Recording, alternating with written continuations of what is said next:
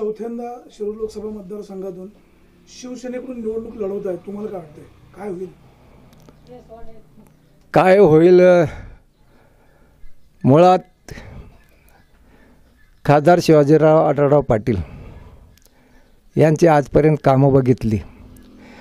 जनमानसात, गावोगावात, वाडी वस्तीवर त्यांचा घनिष्ठ संबंध वाढलेला आहे आणि सुखदुःखात सहभागी होणारे आढळराव पाटील म्हणूनच त्यांचे 3 वेळा ते निवडून आलेले आहेत आणि चौथ्यांदा निश्चितप्रमाणे ते पुनरुपी चौथ्यांदा खासदार होतील याची एकदम 101% खात्री देतो. डॉक्टर अमोल कोल्हे जुन्नर तालुक्यातील आहे, एक कलाकार आहे, परंतु ज्याला खासदार व्हायचे किंवा लोकप्रतिनिधी व्हायचे जनसामान्यात, तर त्यासाठी काही दिवस जनसामान्यात वावरावं लागतं. तालुक्याचा आवाज कुठं काय कमी हा उठवाय सरकारपर्यंत, सरकार दरबारी न्यावा लागतो. जनसामान्याची अशी अपेक्षा असती, आपल्या साधे पूजेला जरी आलं तरी माणसाची प्रेम वाढतं समाजामध्ये. कुणाच्या दसक्रिया असेल, कुणाची लग्न असेल, हे सामाजिक दृष्टी पाहिजेल होतं.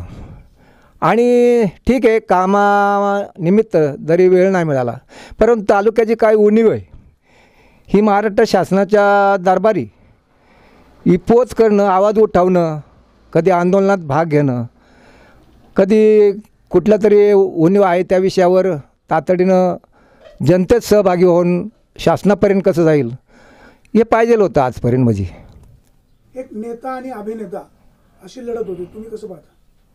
नाही, हे संसदेमध्ये पर्यंत काम करण्यासाठी आहे ना, अनुभवी आणि लोकप्रतिनिधी जनसामान्यात मिसळलेला, आपल्या मतदारसंघात, राज्यात, तालुक्यात काय उणीव आहे हे संसदेत मांडणारा असावा. आणि मुळातच हा अभ्यास निवडणुकीपूर्वी काही दिवस तरी असलेला तो उपयोगात येत असतो आणि त्यातूनच जनता खासदार म्हणून निवड करीत असते. आता जुन्नर तालुक्यात मतदान म्हणाल तर प्रत्येक वेळेस शिवाजीराव पाटलांना आघाडी दिलेली आहे, परंतु एक स्थानिक उमेदवार म्हणून लोक थोडा अभिनेता, हे तरुण वर्ग थोडे आकर्षित होतील, नाही म्हणता येणार नाही, परंतु खासदार म्हणून चौथ्यांदा शिवाजीदादाच निवडून येतील. नाही, कसं झालं, आता 2006 साली बैलगाडा शर्यत बंद झाली, त्यामध्ये केंद्रात राज्यात आघाडीचं सरकार होतं. वास्तविक पाहता त्याच वेळेस ह्या मंडळीने, स्थानिक मंडळीने उचल खाऊन आपलं सरकार आहे हा प्रश्न मांडायला पाहिजे नव्हता. खासदार एकदा काय करू शकतो, राज्यात देशात आघाडीचं सरकार होतं. मग शिवाय हे सातत्याने कोर्टापर्यंत जातात, स्वतःच्या खिशातले पैसे घालून, वकील टाकून प्रयत्न करीत असतात. त्यात कोर्टामध्ये गेलेला कुठला विषय हा लगेचच्या लगेच हाताळता येत नाही. आणि ह्या राज्य सरकार, केंद्र सरकारने या विषयावर कोर्टामध्ये त्यांचं मत मांडलेलं आहे, परंतु पुनरुपी या वन्य प्राणी संघटना, ते पेटा म्हणून आहे, त्यांनी पुनरुपी ते केस टाकून थांबवलेले. 15 वर्षामध्ये आढळरावांनी काहीच केलं नाही असा त्यांच्यावर आरोप होता. नाही, तसं म्हणता येणार नाही. आता एवढा पुन्हा नाशिक महामार्ग आहे. दुसरा गोष्ट की आना मालशेचा त्या पट्ट्यातला पंतप्रधान ग्रामसडक योजना असो, बऱ्याचशा ठिकाणी राबलं. आता लय कशाला, आता सध्या ह्या रोडची कामं जी दिसतात त्याच्यामध्ये केंद्राचे पण काही निधी आहे ना. विरोधक म्हणतात आढळरावांनी काहीच केलं नाही, तुम्ही काय सांगा?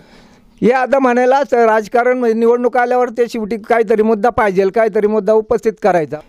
खऱ्या अर्थाने ह्या गावचा, तालुक्याचा, महाराष्ट्राचा विकास, जिल्ह्याचा विकास झाला असेल तर 1995ला जी युतीची सत्ता आली तिथपासूनच पुढे विकासाची दिशा बदलत गेलेली आहे. कारण पूर्वी हे लोकांनी आमदार फंड काय, खासदार फंड काय, झेडपी फंड काय माहीत करून दिलंच नाही आणि लोक तिथपर्यंत पोचले नाही. डॉक्टर अमोल कोल्हे शिवसेनेमध्ये उपनेते होते, त्यावेळेस त्यांनी केलेली भाषणं आणि आता त्यांची होणारी भाषणं लोक विश्वास ठेवतील? आता कसं वेळ बघून माणसं बोलत असतात. नाही, आता त्यांनी ते अभिनेता म्हणून काम केलं, आता तो वैयक्तिक प्रश्न आला. परंतु जरी हे काम करीत असताना कामाला शोभेला असं कमीत कमी तालुक्याच्या विकासाबाबतीत कुठं शिवनेरी जन्मभूमी आहे, छत्रपतीचा जन्म झालेला आहे, त्या विषयावर कुठं आवाज उठवणं गरजेचं होतं. पण तसं काही वाटलं नाही कुठं.